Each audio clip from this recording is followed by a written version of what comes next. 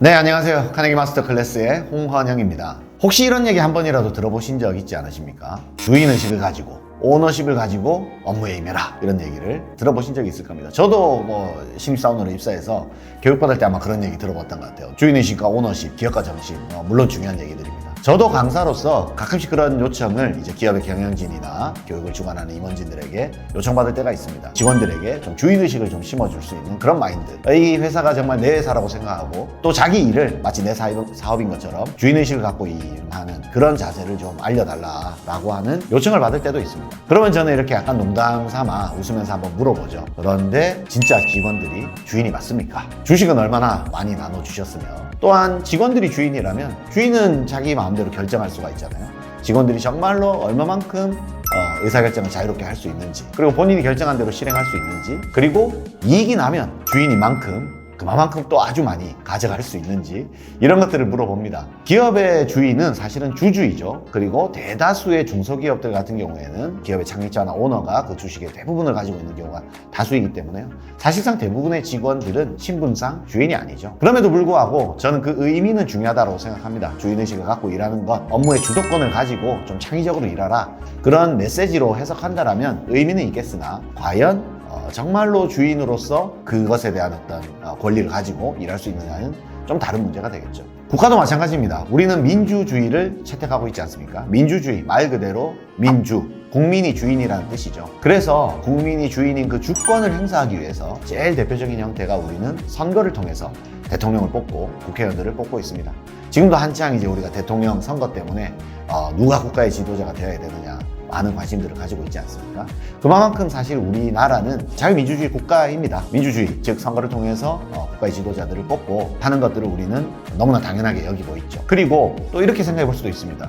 민주주의가 발달한 국가와 그렇지 않은 국가를 비교해 보면 과연 우리는 어떤 나라에 더 살고 싶어 하며, 또한 어떤 나라가 더 많이 성공하고 번영했는가, 두말할 나위도 없겠죠. 지금 독재 국가라든가 민주주의를 채택하고 있지 않은 국가들에 비해서 민주주의를 채택한 국가들이 대다수가 경제적으로도 번영하고 국민들의 삶의 질도 더 높다는 것을 우리는 너무나 쉽게 비교해서 알 수 있습니다. 그런데 우리가 이렇게 당연하게 여기는 이 민주주의, 좋은 것이라고 여기는 이 민주주의가 회사에만 들어오면 과연 민주주의가 작동하고 있는가? 즉, 정치, 사회, 경제적인 면에서 민주주의는 어느 정도 이루어져 있을지 몰라도 우리의 일상의 영역, 가정에서의 민주주의, 회사에서의 민주주의, 이런 것들은 과연 잘 되고 있는가를 한번 생각해 보면 참 개선할 점이 많다는 것을 우리가 보게 됩니다.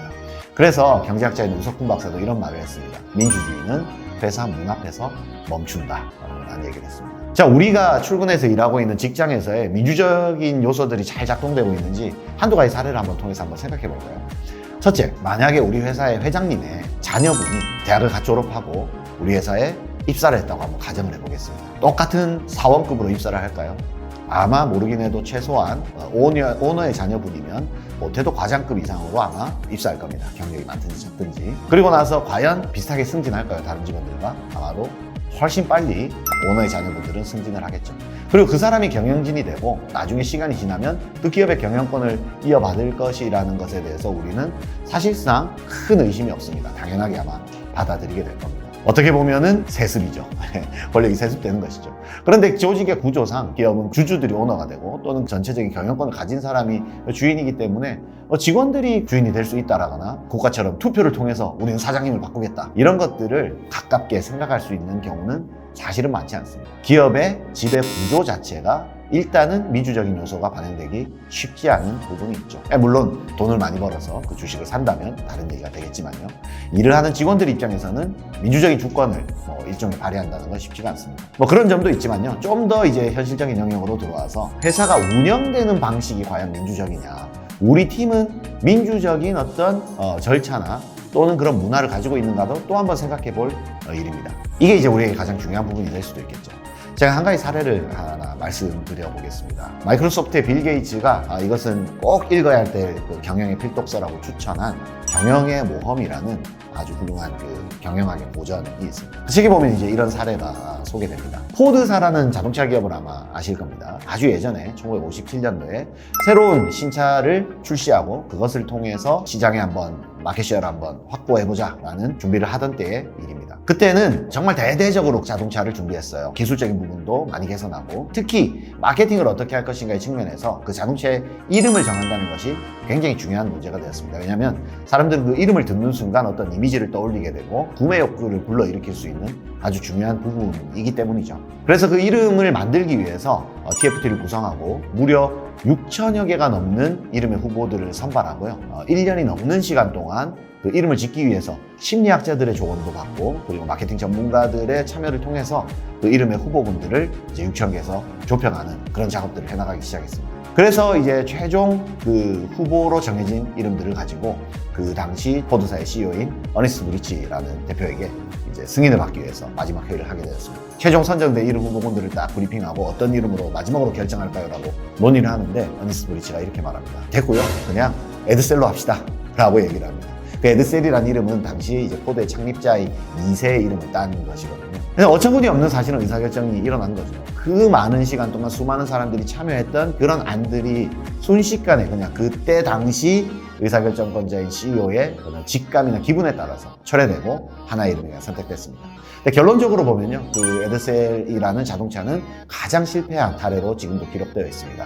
제품적인 성능적인 것은 물론이거니와 그 에드셀이라는 이름 자체도 에드셀, 판매를 더한다라는 그런 조롱 섞인 이미지로 사람들에게 각인되면서 이것을 포드사가 어설프게 사람들에게 판매를 늘리려고 만든 좀 잘못된 사례로 이렇게 사람들에게 기억되어 있고, 많은 손실을 입히고 마케팅에서는 좀 부정적인 실패 사례로 오늘날도 자주 회자되는 그런 결과에 이르게 됐습니다. 이것이 일어났던 것이 거의 1960년대니까요. 정말 옛날에 미국에서 있었던 그 사례인데, 오늘날을 살아가는 우리에게도요, 회사에서 이런 유사한 일들을 겪고 있지 않느냐라고 생각해보면 그렇지 않다라고 말하기 힘들 것입니다. 직원들이 참여해서 어떤 아이디어를 내고 우리 회사에 이런 것들을 한번 도입해봅시다 라는 의견들을 냈을 때 팀장이 됐든 임원이 됐든 상급자가 본인의 독단으로 딱 결정해버립니다. 아, 이거 말고 이렇게 합시다. 디테일하게 어떤 뭐 안이나 문구 같은 것들을 상급자의 독단에 의해서 결정하는 경우도 굉장히 많죠.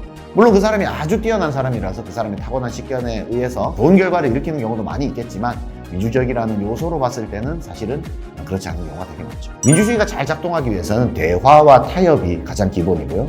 서로 이해를 잘 조율한 절충안들을 잘 만들어가는 것들이 민주주의의 기본적인 작동 원리지 않겠습니까? 그런데 조직에서는 그렇지 않은 경우도 굉장히 많다라는 거죠. 이것을 좀 더 심하게 말하면 민주적인 의사결정이라기보다는 사실은 독재에 가까운 의사결정이 되게 됩니다. 그래서 우리는 생각하게 되죠. 내 의견이 잘 받아들여지지 않는다. 우리 회사에서는 직원들이 주인이 아니다. 우리 마치 부속품처럼 느껴진다. 이 조직에서 중요감을 가지기 힘들다. 이런 마인드를 가지게 되고, 그런데 누구도 사실은 의사결정이란 민주적으로 이루어져야 돼, 직원들의 참여를 통해서 이루어져야 돼 라고 생각은 하지만 그것을 바꾸는 것에 대해서는 우리는 어려움을 느낍니다. 왜냐하면 회사는 원래 그런 곳이니까 라고 생각하기 마련이죠. 그리고 그래서 이제 절이 싫으면 중이 떠나야 된다는 심정으로 다른 직장을 찾아보기도 하고 그런 일들이 많을 겁니다. 그런데 실제로 그러면 우리는 이 시점에서 중요한 질문을 생각해 볼 수 있게 되죠. 민주적인 의사결정 구조나 민주적인 참여 제도를 가진 직장이, 또는 민주주의적인 리더십을 발휘하는 그 팀이 과연 더 높은 생산성이나 더 높은 성과, 그리고 더 일하기 좋은 직장을 만들 수 있는가라고 생각해 볼 수가 있죠. 그런데 사실 우리는 답을 알고 있습니다. 왜냐하면 앞서도 말씀드렸지만 민주주의가 잘 작동하는 국가가 지금 더 잘 살고 있죠. 독재 국가보다 민주주의 국가가 더 경제적으로도 번영하고 잘 살고 있지 않습니까? 그러면 이 요소들을 생각해 보면 조직도 민주주의적인 리더십이 잘 발휘될 때 더 잘 작동되고 더 많이 성장할 수 있다는 것들을 우리는 생각해 볼 수 있다는 거죠. 그러면 구체적으로 어떻게 해야, 또는 어떤 것들이 민주주의적인 리더십이 직장에서 발휘되는 요소인가, 우리가 한번 하나하나 생각해 보는 것은 의미가 있을 것 같습니다.